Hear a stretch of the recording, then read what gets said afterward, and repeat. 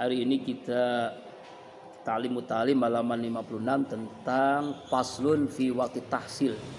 Pasal dalam menceritakan waktu tahsil, hasil ilmu, menghasilkan ilmu. Ini diingatkan kepada kita semua oleh ulama bagaimana cara menghasilkan ilmu yang efektif, efisien, dan ilmu yang diperoleh itu ilmu yang bermanfaat, ya. Jadi sekali lagi, belajar kitab ta'lim itu ya bukan ilmu untuk ilmu, tapi ilmu untuk amal, ilmu yang bermanfaat. Bagaimana cara mendapatkan ilmu yang bermanfaat? Kila waktu ta'allum minal mahdi lal lahdi. Ceritakan bahwa waktu belajar itu adalah, waktu menurut ilmu itu adalah dari buayan sampai ke liang lahat. Sebagaimana di Rasulullah, ya, utlubul ilma minal mahdi ilal lahdi. Tuntutlah ilmu dari buayan, dari masih kecil sampai ke liang lahat.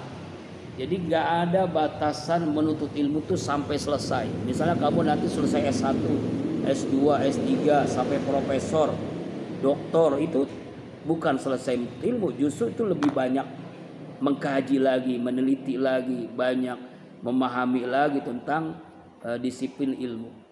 Jadi nggak ada waktu selesai menuntut ilmu kecuali ketika kita dipanggil oleh Allah, ketika ruh berpisah dengan jasad kita, itulah selesai kita belajar. Diceritakan dakhala Al-Hasan ibnu Ziyadah rahimallahu taala fil tafaqquh.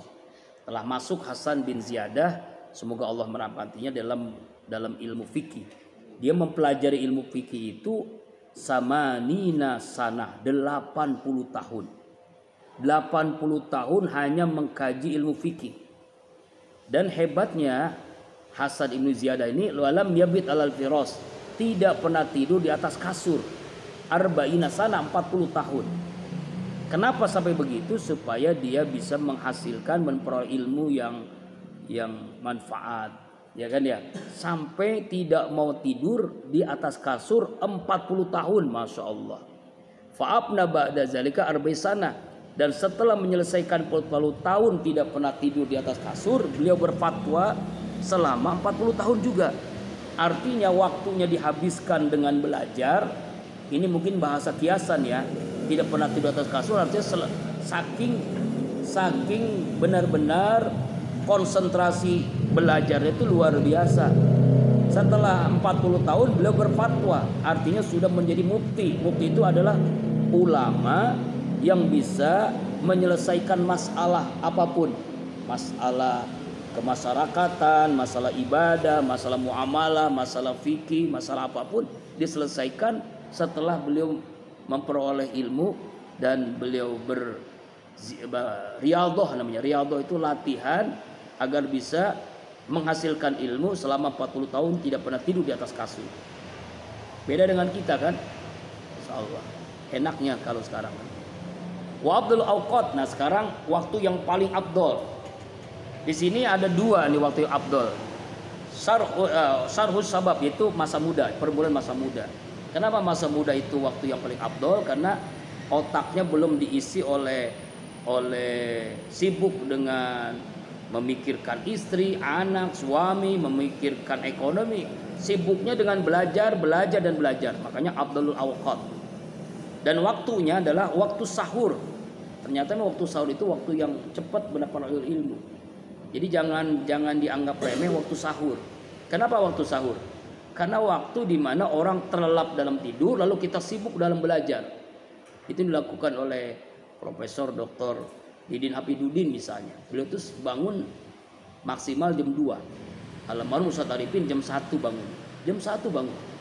Jadi habis sisa tidur jam 1 bangun, ya, tahajud, zikir, amalan 7 surah itu, ya, lalu membaca buku, baca kitab, ya, menulis buku, menulis karangan ilmiah itu.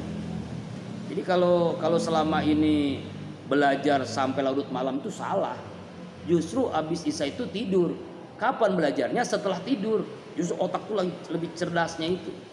Otaknya lebih jernih ketika jam 3, jam 2 selesai tahajud, selesai sholat witir, itu otak cerdas-cerdasnya tuh. Makanya di sini mulai diterapkan, cuma ya berat banget gitu ya. Abi aja bangunin kamu itu, jangankan bangun tahajud, bangunin subuh pun perlu ekstra luar biasa. Harusnya kan udah seumur ini tuh udah nggak perlu dibangun-bangunin lagi ya. Suara handphone, alarm udah langsung ngacrit gitu ya, bangun. Nah ini ya, jadi waktu sahur. Apalagi waktu yang utama, bainal isyainain, di antara dua waktu, yaitu maghrib dan isya. Ini kan maghrib dan isya itu manfaatkan untuk belajar, untuk mengajar.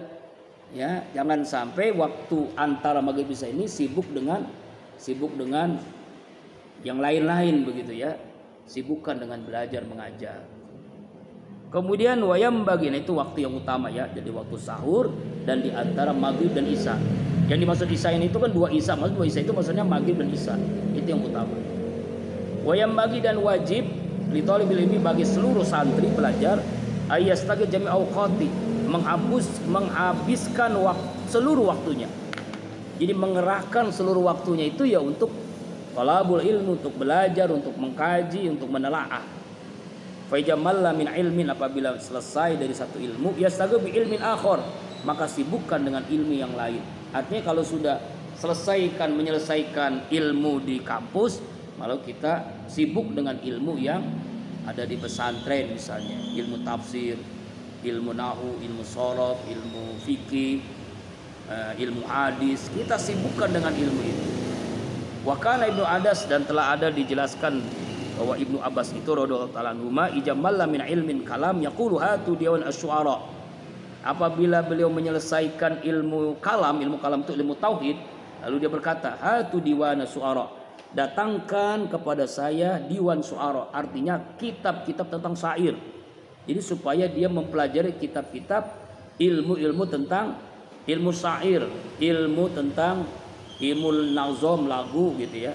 Wa kana Muhammad bin Hasan, dan Muhammad bin Hasan la yanamul lail wa kana yadau indahu dafatir, tidak pernah tidur malam. Tidak pernah tidur malam dan meletakkan di sini dafatir. Dafatir itu artinya daftar ilmu-ilmu yang membuat dia selalu belajar, selalu menuntut ilmu. Sama dengan Imam Abu Hanifah.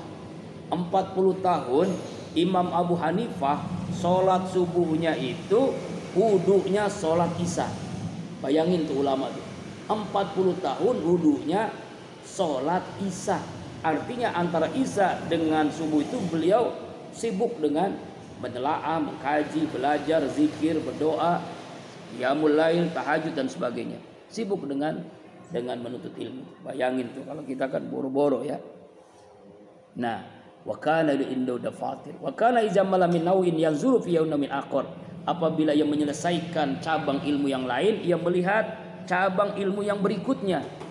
Ia selesai, ia jenuh, maka dia mencari ilmu yang lain. Wa kana yaudu indal ma. Kalau dia meletakkan air di sisinya. Jadi kalau cara ulama itu adalah meletakkan air di sisinya. Wa yazilu naumau bil ma. Dan cara menghilangkan tidur, ngantuk ketika belajar dengan air. Dan dia mengatakan, katanya apa ucapannya? Inna nauma minal hararah. Tidur itu dari suhu yang panas. Kita ngantuk karena suhu panas. Fala budda min nafi bil mail barid. Maka wajib untuk menolak, untuk menghilangkan ngantuk itu dengan air yang dingin.